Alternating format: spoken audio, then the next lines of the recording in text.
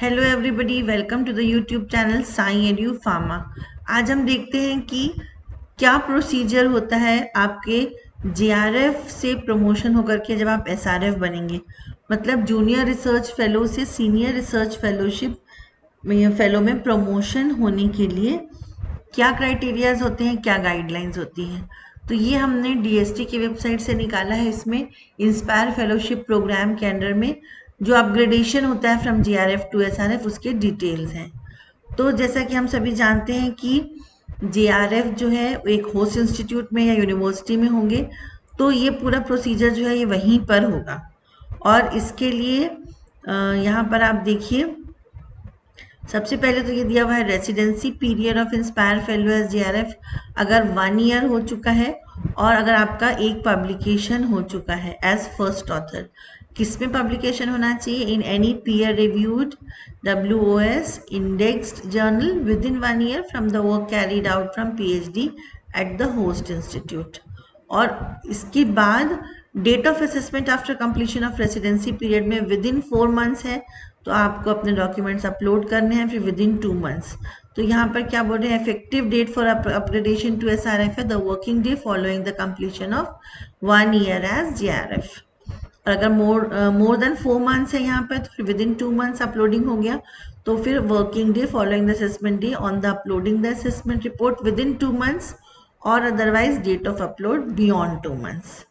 अगर आपका period 2 years complete हो चुका है तो वैसे ही जैसे ऊपर लिखा था कि विद इन 4 मंथ्स और अपलोडिंग विद इन 2 मंथ्स, तो उसी तरीके से आपका यहाँ 2 इयर्स के बाद आपका ये जो इफेक्टिव डेट होगी। और यहाँ पर भी सिमिलरली दिया हुआ है, मोर देन 2 इयर्स अगर आपका हो गया है तो फिर working day following the assessment day on uploading the assessment report within 2 months, और otherwise date of upload beyond 2 months. ठीक है। तो अब इसमें क्या होगा, जैसे ही आपका ये ड्यूरेशन कंप्लीट हो चुका है, आपने डॉक्यूमेंट्स भी अपलोड कर दिए हैं, तो फिर ये एक कमिटी बनाएंगे, 3 मेंबर कमिटी। एक आपके रिसर्च सुपरवाइजर तो होंगे ही, और साथ में एक फैकल्टी होंगे होस्ट इंस्टीट्यूट के एज मेंबर या फिर HOD हो सकते हैं, और साथ में एक DST नॉमिनेटेड एक्सपर्ट होंगे जो कि चेयरपर्सन की तरह एक्ट करेंगे। ओके। तो होस्ट इंस्टीट्यूट जो है उसमें ये क्लियरली दिया हुआ है कि आपको अलग से ऐसे अप्रोच करने की ज़रूरत नहीं है। यहाँ पर आप एक उनको अपने आप चूज़ कर सकते हैं। उसके लिए इन्होंने 4 नेशनल एकेडमीज जो दिए हुए हैं जहाँ से कि आप DST नॉमिनेटेड एक्सपर्ट्स को चूज़ कर सकते हैं। ठीक है। बट इसमें कुछ क्राइटेरियाज हैं कि वो जो पर्सन है वो कंसर्न एरिया ऑफ रिसर्च उनका होना चाहिए। फिर हिज और her being from an institution other than host institute, मतलब वो जो नॉमिनेटेड एक्सपर्ट है वो होस्ट इंस्टीट्यूट का नहीं हो, कहीं बाहर से हो, जिससे कि अनबायस्ड इवैल्यूएशन हो। हिज और her being not related to inspire fellow, मतलब जो इंस्पायर फेलो है उनके कोई गाइड नहीं होना चाहिए या उनसे रिलेटेड ना हो, उनके साथ पब्लिकेशंस भी नहीं होने चाहिए। ठीक है। तो जो 4 इंस्टीट्यूट्स दे रहे हैं कौन कौन से हैं, Indian National Science Academy INSA New Delhi, फिर Indian Academy of Sciences IIS Bengaluru, फिर National Academy of Sciences India NASI Prayagraj, and Indian National Academy of Engineering INAE Gurugram. ये 4 इंस्टीट्यूट्स हैं नेशनल लेवल के जहाँ से कि आपके एक्सपर्ट हो सकते हैं। और ये जो एक्सपेंडिचर होगा वो होस्ट इंस्टीट्यूट को ही बेयर करना है, इसको DST बेयर नहीं करेगा। तो ये तो हुई आपकी गाइडलाइंस। अब हम इसके बाद देखते हैं कि वो रिपोर्ट कैसे जाती है। तो ये देखिए, जो 3 मेंबर्स असेसमेंट कमिटी है GRF टू SRF अपग्रेडेशन के लिए, वो इस तरीके से रिपोर्ट बनाएंगे। सबसे पहले यहाँ पर असेसमेंट ऑफ मिस्टर और मिस जो पर्सन है उनका नाम होगा, JRF वर्किंग एट इंस्टीट्यूट का नाम होगा ऑन कंप्लीशन ऑफ 2 इयर्स।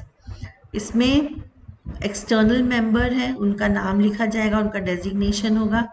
फिर HOD जो है वो एज ए मेंबर होंगे और उनके गाइड जो है वो यहाँ पर एज ए मेंबर होंगे। उसके बाद date time and venue of assessment interview. फिर जो असेसमेंट कमिटी है उनको अपने रिमार्क्स देने होंगे जो उन्होंने ऑब्जर्व किया, और उसके बाद उनको रिकमेंडेशन देना है। मतलब रिकमेंडेशन में क्या आएगा, आउटस्टैंडिंग, वेरी गुड, सेटिस्फैक्ट्री, जो भी यहाँ पर है वो यहाँ पर इनको टिक करना है। और साथ में ये भी चेक करना है कि पब्लिकेशन जो है उनके हुए हैं कि नहीं हुए हैं। और लास्ट में फिर यहाँ पर इस तरीके से लिखा हुआ है कि mister miss may be upgraded as SRF and his और her stipend may be raise to rupees इतना पर मंथ। ठीक है। और अगर मान लीजिए एक्सटेंशन देना है या अगला साल और बढ़ाना है, तो यहाँ पर लिख सकते हैं may be allowed to continue for 3rd year on existing rate of stipend. दोनों कंडीशन में जो फुलफिल होती है वो यहाँ पर लिखेंगे और फिर उनके सिग्नेचर्स और स्टैम्प होगा। So thank you so much, hope आपको क्लियर हो गया होगा। और यहाँ पर अलग से कोई फॉर्मेट नहीं है, स्टूडेंट जो कि सबमिट करेगा, जो उनकी रिपोर्ट्स सबमिट होंगी उसी के बेसिस पर ही ये इवैल्यूएशन होगा। So thank you so much, stay connected with Sai edu pharma.